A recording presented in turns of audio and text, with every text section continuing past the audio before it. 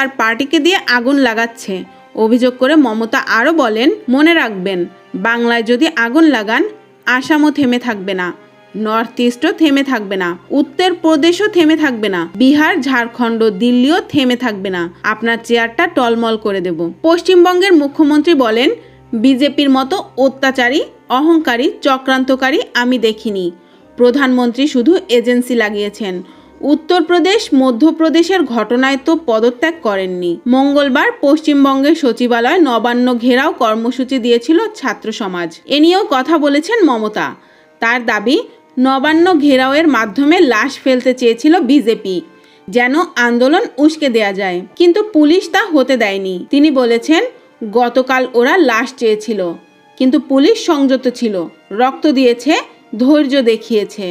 পুলিশকে স্যালুট। আরজি করে ধর্ষণের সঙ্গে জড়িতদের ফাঁসি দেয়া নিয়েও কথা বলেছেন